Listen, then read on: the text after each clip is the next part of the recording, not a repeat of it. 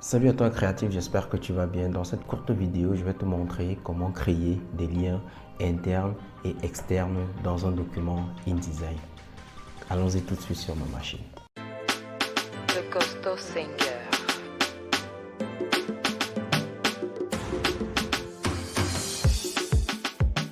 Si tu es nouveau sur la chaîne, n'hésite surtout pas de t'abonner et d'activer la cloche de notification pour ne rien louper des prochaines vidéos. Ici, on parle d'art, de business, de marketing, d'intelligence artificielle et surtout de monétisation de ses compétences. Quel est l'intérêt de créer des liens internes et ou externes dans le document? La première des choses qu'il faut savoir, c'est que la création des liens internes et donc des boutons permet facilement de naviguer entre les pages du dit document. Ceci dit, si un lecteur se trouve par exemple sur la page 1 et qui souhaite se rendre sur la page 252, il est plus pratique pour lui de cliquer sur un bouton qui lui renvoie directement à la cible, en l'occurrence dans ce cas de figure, la page 250. Alors, on peut le faire pour toutes les autres pages. Ceci permet au lecteur d'être plus concentré, d'atteindre directement des cibles et donc d'être plus focalisé dans le document. Il est également possible donc de créer de la sorte des liens externes, c'est-à-dire des liens qui vont renvoyer cette fois-ci vers des sites web, vers des applications, vers des coordonnées, peu importe.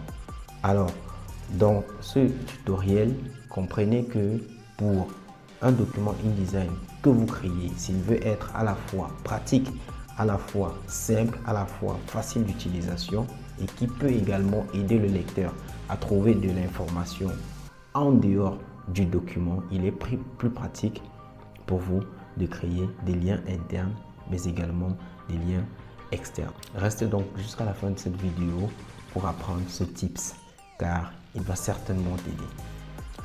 Nous nous retrouvons donc sur notre PC pour créer donc un lien interne dans notre document. Et pour cela, je vais utiliser un document que je suis en train de concevoir pour vous montrer exactement comment est-ce que cela se passe. Donc, j'ouvre le document InDesign. Alors, je l'ai déjà créé. Alors, si quelqu'un ou si vous êtes intéressé par l'édition des documents sur InDesign, mentionnez-le en commentaire et je vais vous aider. Donc ici en l'occurrence, je suis sur un magazine où j'ai déjà rédigé, j'ai déjà conçu le sommaire. Donc là, vous avez les différentes articulations du sommaire, donc les différents grands titres. Alors le document ici par exemple, il fait à peu près une soixantaine de pages. Alors pour un document pareil ou alors un document plus volumineux, il est donc intéressant de créer des liens internes qui vont permettre à n'importe quel lecteur de l'e-book de pouvoir directement atteindre une cible particulière. Donc lorsque vous observez le document, vous remarquez qu'il y a des rectangles en pointillé. Cela dit, c'est déjà en fait un lien qui a été créé, mais je vais désassembler et vous montrer comment le faire. Donc je vais commencer par sélectionner l'élément en question et je vais dissocier. Voilà, et directement le rectangle saute. Alors ce que je vais faire, c'est que je vais resélectionner.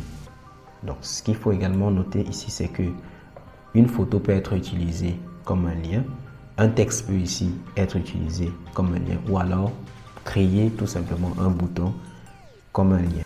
Donc je vais tout simplement sélectionner l'image et également le texte, donc tout le bloc.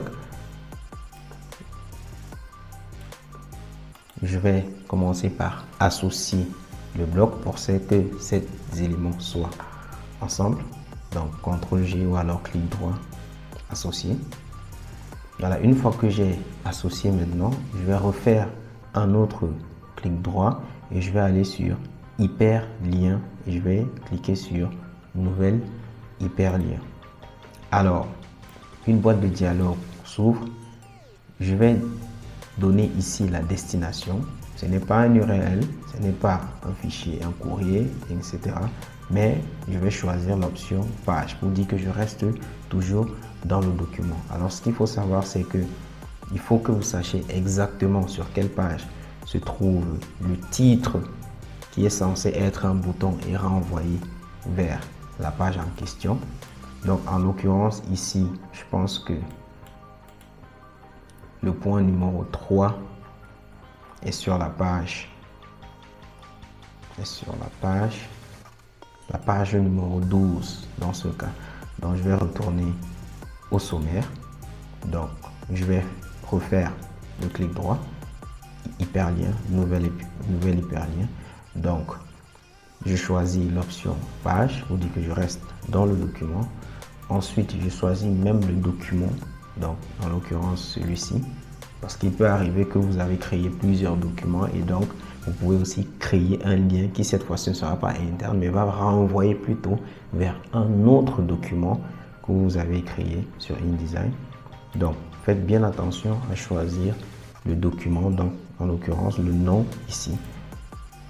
Donc je vais renvoyer ça vers la page 12, donc je peux tout sélectionner et écrire 12, zoom fixe. Je peux également modifier l'aspect et l'accessibilité du lien, l'aspect pour qu'il y ait un style plus particulier, comme par exemple le style de caractère, mais également rendre le cadre ou alors visible ou invisible, ça dépend. En l'occurrence ici je vais laisser rectangle invisible, mais si vous voulez plus d'effets, on peut également choisir rectangle visible et puis paramétrer les quelques attributs de ce rectangle. Donc là je vais laisser aspect 100, accessibilité, je vais aller rectangle invisible. Alors une fois que c'est fait, je clique sur OK. Voilà, et là vous voyez exactement que le rectangle en trait continu court apparaît. Donc ceci dit, ce bloc-ci est un lien, celui-ci également, ainsi que tous les autres titres de notre sommaire. Donc je vais tester le lien directement. Donc je vais faire un autre clic droit, hyperlien, et je vais cliquer sur accéder à la cible. Donc en cliquant sur accéder à la cible, vous voyez que directement l'élément ou alors le titre nous renvoie directement à la page numéro 12, en l'occurrence la page qu'on a choisie. Donc je fais de même également pour l'ensemble des autres titres. Ceci va permettre au lecteur de naviguer plus facilement dans votre document. Donc imaginez que vous avez un document de 100 pages, 200, 300, 400 pages. Donc il est plus aisé de créer des liens internes dans le document pour que la navigation et puis la prise en main du document soit beaucoup plus efficace. Alors de même, je vais créer ici un lien externe.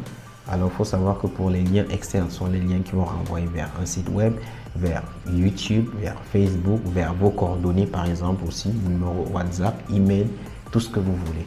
Donc il suffit par exemple dans ce cas de figure, je vais aller à la page